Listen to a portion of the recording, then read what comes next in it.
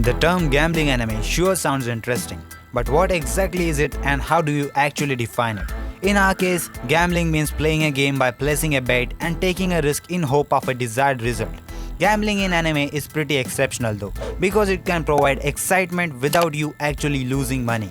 Anime can take a simple idea of betting on competitions and take it to a logical extreme. In some cases, we want serious risk, but we don't always want to see life or death risk. The overbroad insane side of compulsive gambling, or a simple age-old question of do I win Monopoly or do I keep my family from going ballistic? So here we will dive into a bunch of gambling related animes that really broadens the meaning of gambling, all ranked and reviewed chosen by my preferences. So without any further ado, let's start with our list. On the 10th number, the anime name is Doreiku the Animation. The anime starts off in an aggressive tone, as expected from a seinen anime. If you are a sensitive person or plan to watch this with someone else, you better consider it. Due to the nature of the plot itself, master and slaves, those roles are assigned immediately after you get someone to play a random game and have the win or lose. The winner gets supremacy over the loser. There are some small rules in place etc. to prevent exploits and life-threatening situations. But bluntly speaking, the winner can demand anything, including sexual service, anytime, as many times he or she wants with no bounds. But this is not all. If you are familiar with another series called Liar Game, you will find some twisted plot here and there. The story isn't a straightforward one, but it will expand in size afterwards to a point of being more than just a game. So, you will see quite some twisted cast of characters with good and demental intentions. On the 9th number, the anime name is Rio Rainbow Gate. Rio Rainbow Gate is not a series that focuses all that much on the story. The basic premise of 13 gate cards and the concept of rulers is pretty vague. It's certainly explained, but not in all that much detail. Like there are some questions like why there are 13 cards, what happens once someone wins all 13, are they kept by that person, and many questions like that. But questions like this aren't really what this series is about. Though I must say, in fairness to the series, there is actual story development. As the story goes on, I was surprised to find that characters not only had backstories, but by the end of the series, the tone had shifted from becoming fairly serious. Maybe a little melodramatic, but certainly more serious than one would expect from watching first few episodes. On the 8th number, the anime name is Joker Game. Starting off, the series is based on a novel of the same name. Prior to the anime adaptation, it has already received a live-action film. The premise is similar and the setting takes place during the heightened stage of World War II. What does that mean? It basically shows that Joker Game is no stranger when it comes to political schemes and propaganda. The series has a good degree of realism as it portrays characters with their own ideals, goals and purpose in their show. Furthermore, we go to the concrete idea about what's at stake during this time period. In retrospect, Joker Game does a fairly good job at getting the audience to understand the show by showing and telling them everything about it. In essence, Joker Game's story structure follows more of an episodic stage. In other words, the show focuses on a different spy each episode as we learn individually about their story. It also explores their personalities quite well as the episode focuses exclusively on them on a personal level. On the 7th number, the anime name is No Game No Life. In recent years, there had been fair share of animes following the concept of being trapped inside a video game with no way to escape it, and it has become very successful. No Game No Life, however, takes the exact same idea and flips it upside down. There was a legendary player team in the online community game named Kuhaku, or Blank in English, which was known for never losing game to anyone, no matter which game they are playing. Their real-life identities, however, were unknown to the world. But as it turns out that it consisted of a pair of neat gamer siblings, 18-year-old Sora and his 11-year-old sister Shiro. These two geniuses were completely fed up with the real world and didn't think of it as anything more than a shitty game, and therefore spent all of their time in their room owning others in online games. That is to say, before they got challenged online by a mysterious chess player who brought them to the very limits of their abilities, before they could eventually manage to win. As a result, they got contacted by someone named Tet, the god of another world called Disabod, which is the ultimate paradise for gamers of Sora's and Shiro's caliber, and he therefore invites them to come live in this world instead, and thus the game begins. On the sixth number, the anime name is Akagi. Akagi Shigeru, a 13-year-old daredevil with an unknown background, stumbles in a Yakuza quarter right in the midst of a Mahjong battle. This is the birth of a new legend, as the narrator states, and Akagi has never played Mahjong in his entire life. Yet when taught the basics and given a chance to test rounds, he appears to play like professional already. And this is just the beginning of the story, as it advances hastily through his career life as the underground genius, who uses clever strategies as well as dirty tricks to win his games. I was prejudiced, biased over the character designs and the fact that anime is about Mahjong before I saw it. But I was wrong. But when I saw the first episode later, I knew it would be the best I have ever seen so far, along with Higurashi. Try to yourself, every person who does this will say the same words as I do. On the fifth number, the anime name is Legendary Gambler Tetsuya. As one might infer from the title, this show is about gambling. Gambling and the gamblers who are called Banin in the show, who cheats at gambling for living. Again, the name of the game is Mahjong. The interesting part of the story is the cleverness with which some of the cheatings occurs. Tetsuya runs up against several opponents, and they each practice a different method of cheating, like hand switching, elevators, tile tossing, tile holding rings, magic, X-ray visions, and many more.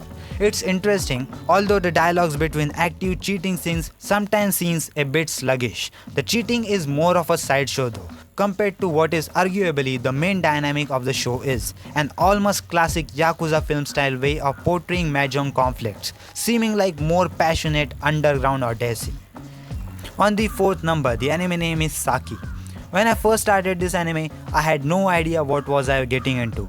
But boy, I was impressed. As far as the story goes, the anime uses a typical storyline. A group of high school students aiming for the nationals at some sort of sport or game. The characters are great. We have the main character Mia Nagasaki, who grew up hating Mahjong. As the story progresses, she grows to love Mahjong more and more. You know, just like any typical anime story. She had this ability to make good scores in every game in Mahjong, which apparently is even harder than winning. Her skill is crazy to the point where people call her a national class monster. Haramura Nodoka, another main character, is the winner of the last year's national individual tournament.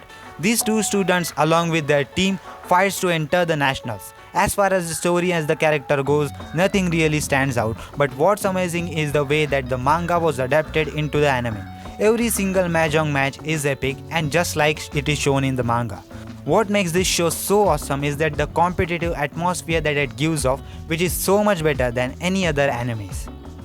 On the third number, the anime name is Kakegurui. Isn't madness the essence of gambling? In a capitalistic world, money is life.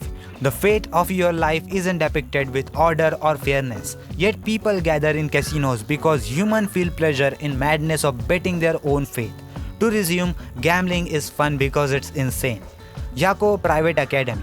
In this school, the winners are ahead of game living like kings and queens, while the losers are seen as house pets to the winners. The best of the best are the student council members, with the student council president being ahead of the school.